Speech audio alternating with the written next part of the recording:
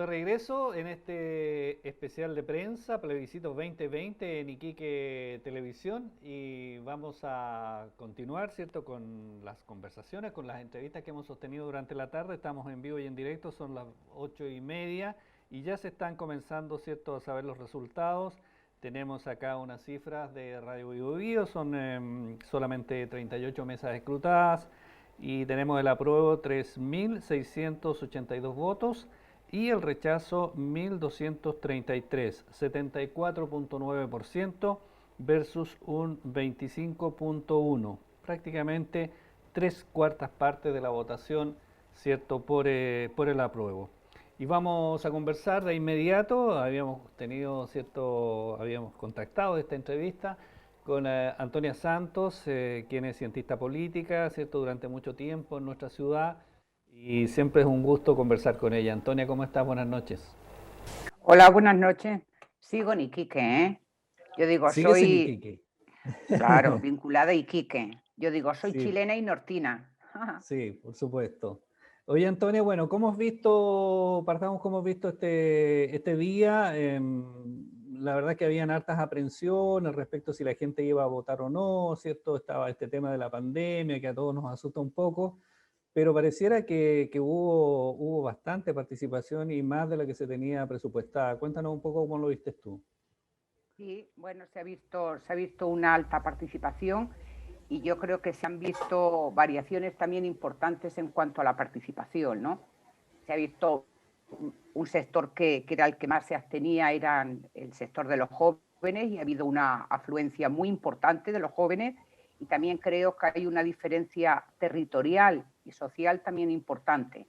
Comunas que tenían una baja participación, como eran las comunas del sur de Santiago, están registrando también una alta participación.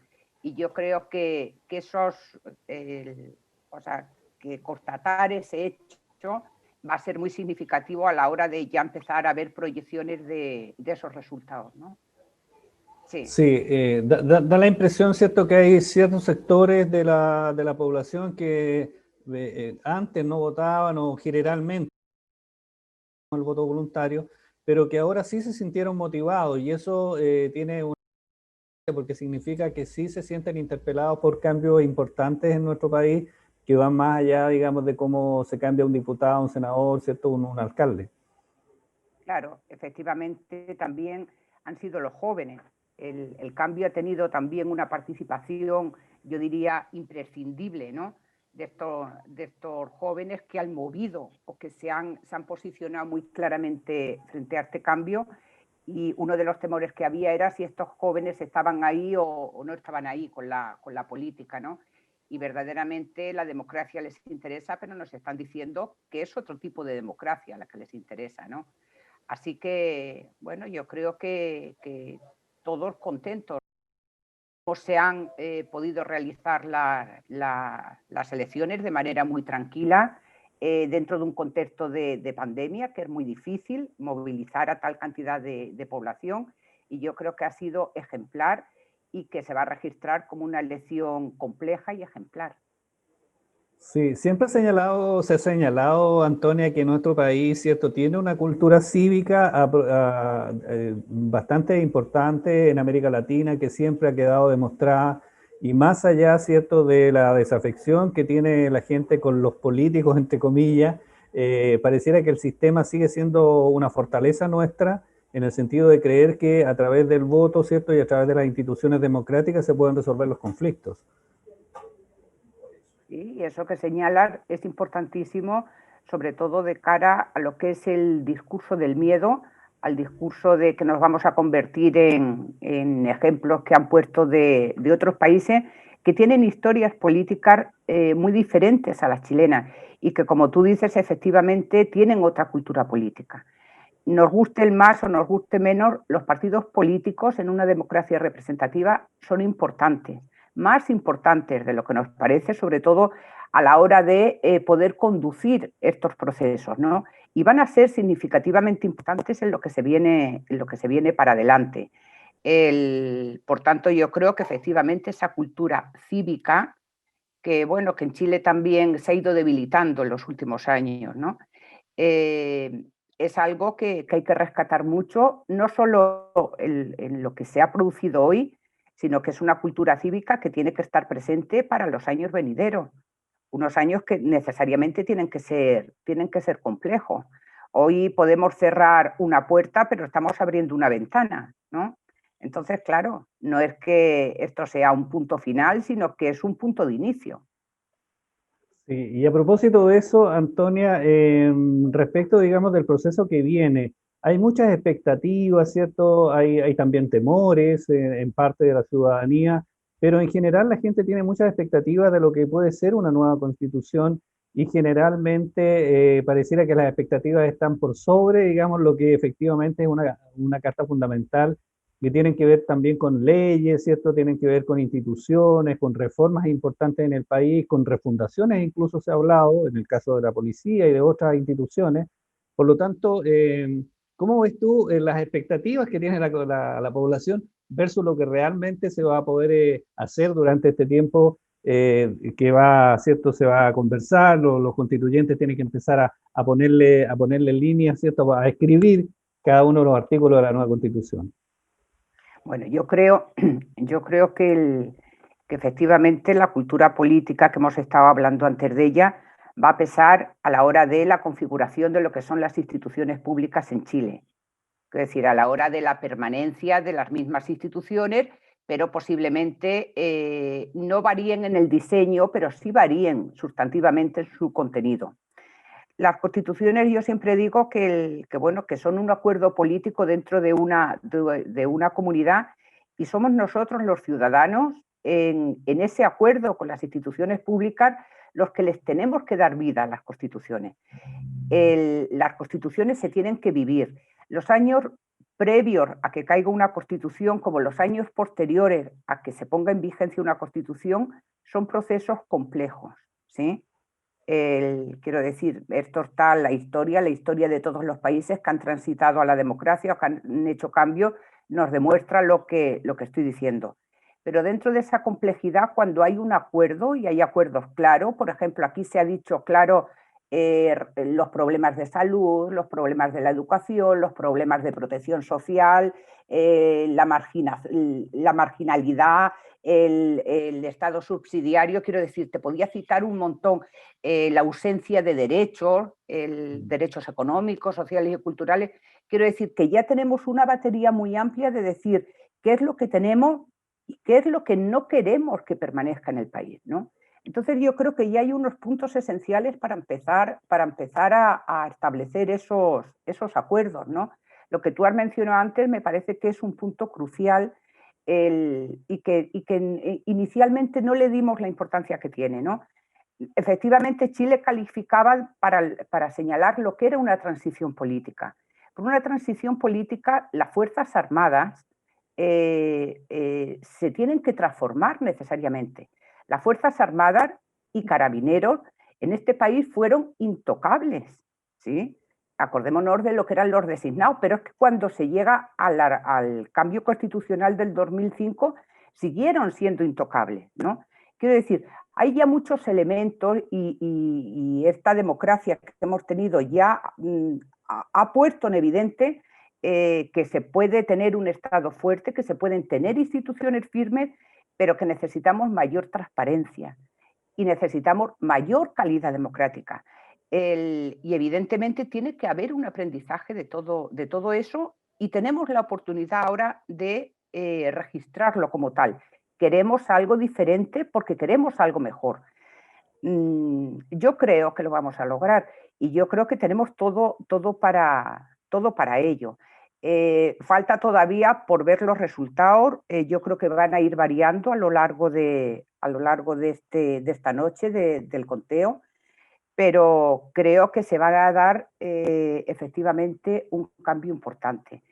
Y ahora lo que tenemos que ver, yo ya me adelanto incluso a tu pregunta, es el primer problema que vamos a tener que resolver, que no me parece que sea fácil, y que tenemos que escuchar al presidente de la República esta noche con mucha atención, porque técnicamente se termina el gobierno actual.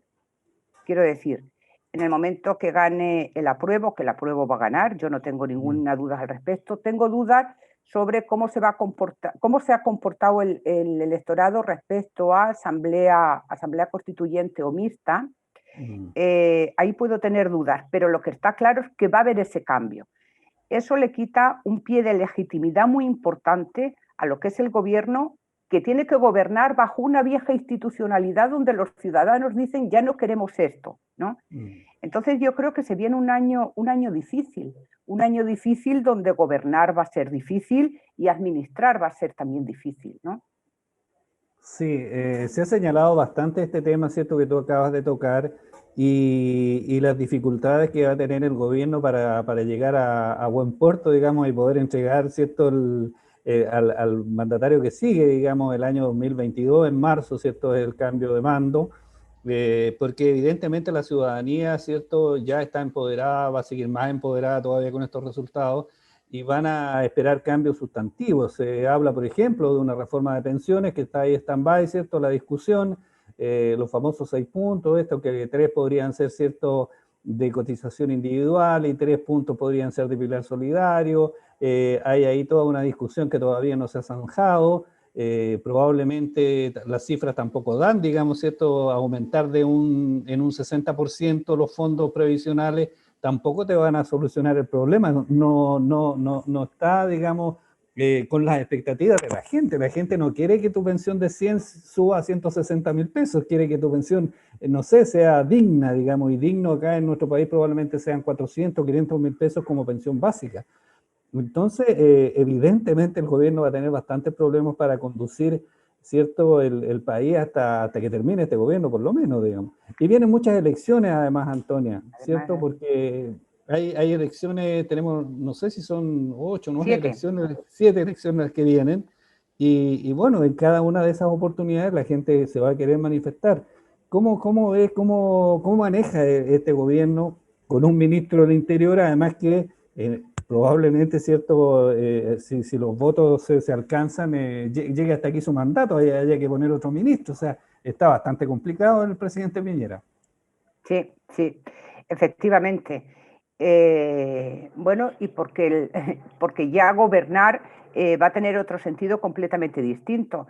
No tiene ni, vamos, sería completamente absurdo que intentasen una reforma a las pensiones, una reforma a la salud. Quiero decir, porque eso se va a aplazar, ¿no? Entonces yo creo que se tienen que tomar medidas a la hora de generar distintos mecanismos de gobernanza que sea posible contener lo que es ese conflicto. Creo que en estos casos, y aquí vamos a ver para qué sirven los partidos, en un país donde no hubiese partidos, por ejemplo, esta noche escucharíamos la renuncia del presidente, cosa que no va a pasar, ¿sí? Porque son precisamente los partidos gobernantes los que se tienen que poner para apoyar al presidente, y también los que van a abrir esta noche. Se nos abre también lo que es la carrera presidencial. Quiero decir, aquí ya esa correlación de fuerzas va a operar de una manera diferente.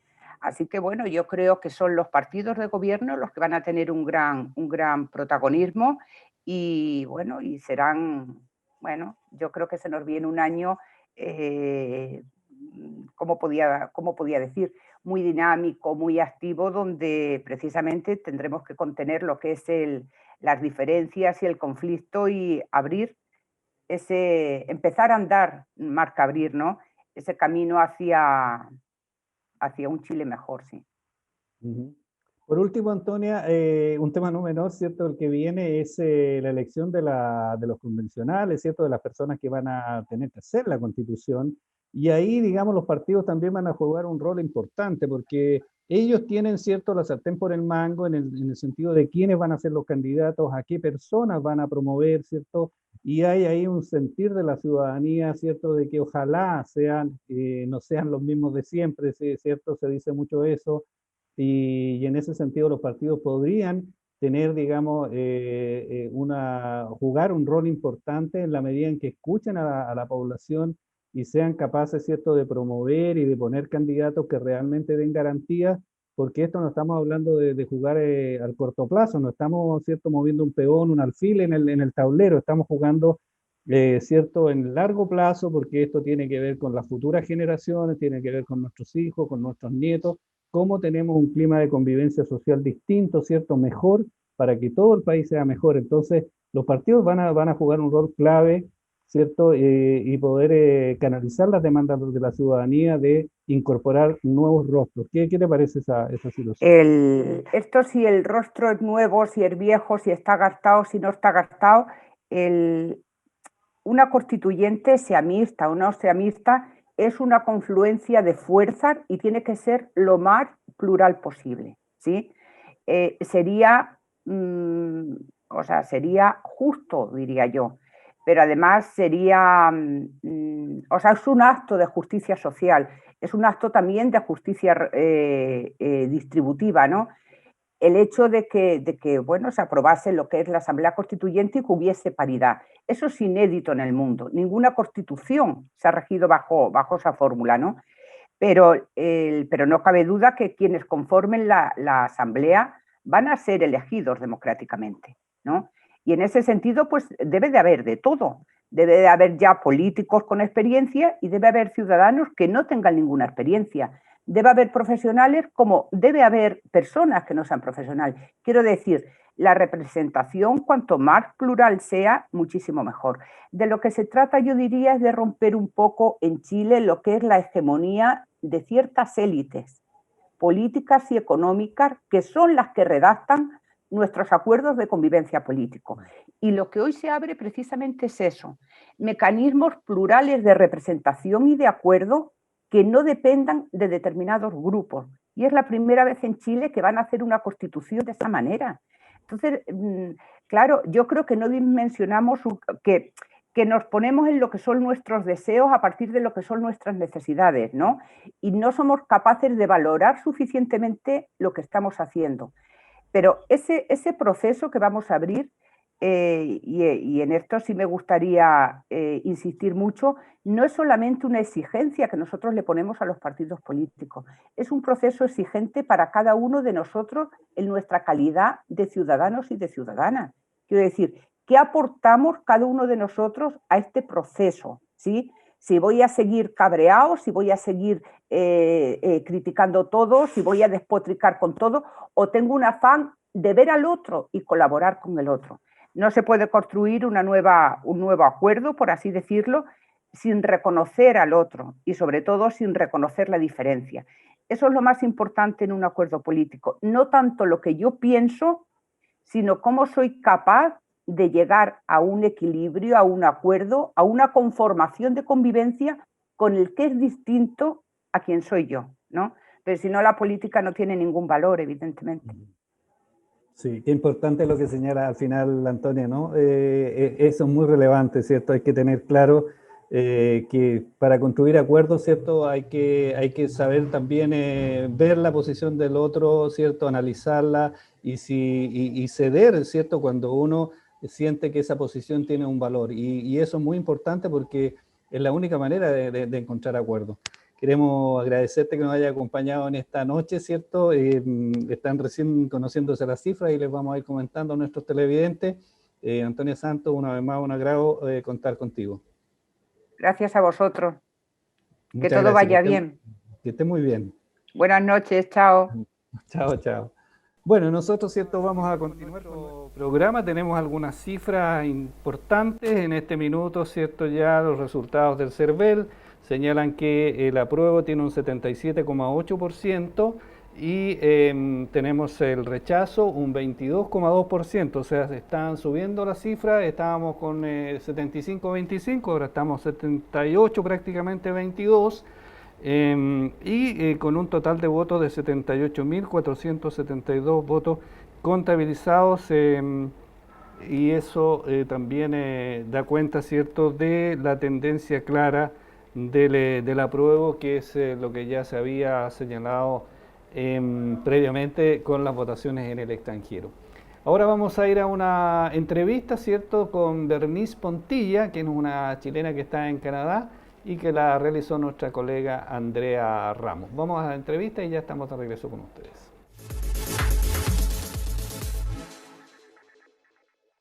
Bueno, bienvenidos una vez más a una entrevista con chilenos que están en el extranjero viviendo este proceso de plebiscito 2020. Y bueno, ahora nos acompaña Bernice, que está de apoderado de mesa en Canadá, en Winnipeg, ¿no? ¿Cómo estás? Sí, muy bien, feliz. Es un orgullo participar en un día tan histórico. Oye, cuéntame cómo ha estado el proceso, a qué horas se abrieron las mesas, cómo se ha vivido este proceso ya. Sí, acá en Winnipeg abrieron las mesas a las 8 de la mañana, que son las 10 allá en Chile de la mañana, y estaremos hasta las 8 de la noche, que es las 10 otra vez en Chile. Oye, cuéntame, ¿y el movimiento de chilenos ahí, cómo ha estado el comportamiento del votante El allá? movimiento ha sido, lo que tengo entendido es que ha sido constante. Yo llevo acá un par de horas y no ha parado, así que estamos súper contentos de que esté llegando gente para votar. Oye, ¿y cómo ha sido con el tema de los protocolos de seguridad por el tema de la Sanitario, pandemia? claro. Bueno, nosotros estamos en un nivel un poco más elevado acá, porque acá, y esto es una de las razones por la cual, bueno, yo apoyo al apruebo, es porque nosotros tenemos un sistema de salud que es garantizado para todo el mundo. Entonces tú vas acá en Canadá y te atienden y uno no paga, se paga por los impuestos. Y acá estamos en un pequeño alza. Para la pandemia hay casos que igual los números se ven chicos comparados con otros países, pero nosotros nos preocupamos mucho de que el sistema de salud acá no haya tanta gente que no se puedan atender. Entonces acá estamos con unas reglas bastante fuertes, estamos solamente con 5 personas a la vez. Entonces acá las personas que están esperando solamente pueden entrar uno a votar a la vez. ¿Y cuánto es más o menos el tiempo de espera que tiene cada votante? Sabes que solamente cuando hay más gente en la cola es más largo, entonces unos 7 minutos, igual no es largo. Ya. Y más encima vale la pena. Mi papá dice, él se acordó mucho del plebiscito que hicieron en Sudáfrica de una señora que dijo, hemos esperado 300 años, yo puedo esperar unas horas. Así que nosotros acá estamos felices de esperar para poder votar. Oye, ¿y cuánto es el aproximado de número de votantes chilenos que hay allá? Bueno, acá se surgió un pequeño molestia de la comunidad chilena de Canadá, de Winnipeg especialmente, pero sé de otros lugares en Canadá, porque no pudieron por la pandemia el consulado venir acá. Nosotros no tenemos, un tiempo atrás teníamos un cónsul permanente aquí en Winnipeg, pero ahora no lo tenemos. Entonces muchos chilenos no pudieron votar porque no se pudieron registrar. Y eso ha causado una molestia entre mucha gente. Entonces, de los como 1.500 o 2.000 chilenos que están aquí en Winnipeg, solamente vota unos 120, tengo entendido. Entonces, muy bajo, porque, y más que nada la gente quiere votar, es porque no pudieron tener la documentación a tiempo.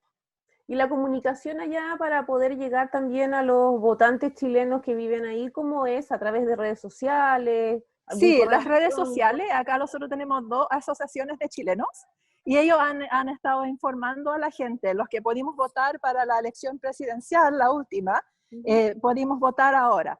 Entonces nosotros, la verdad es que se nos han mantenido informados muy bien.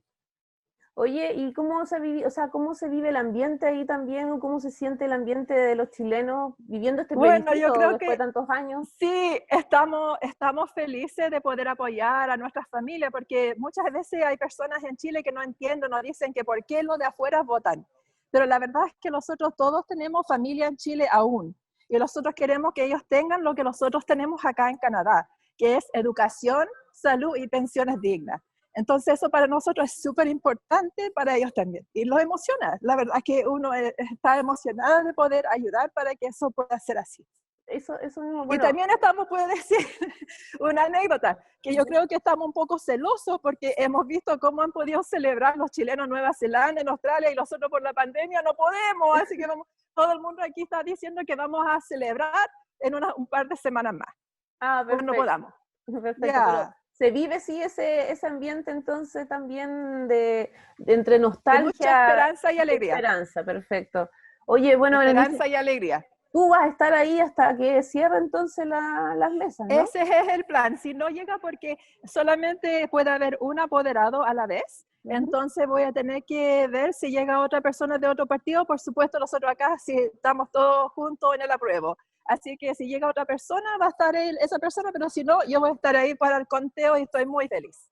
Perfecto. Bueno, Berenice, muchas gracias por tu tiempo y por De contarnos nada. un poco lo que Gracias a estaba ustedes. Gracias por contarnos un poco lo que Ya. está sucediendo allá. Y bueno, nosotros Sí, po. continuamos en Iquique Televisión y en este especial de Plebiscito 2020.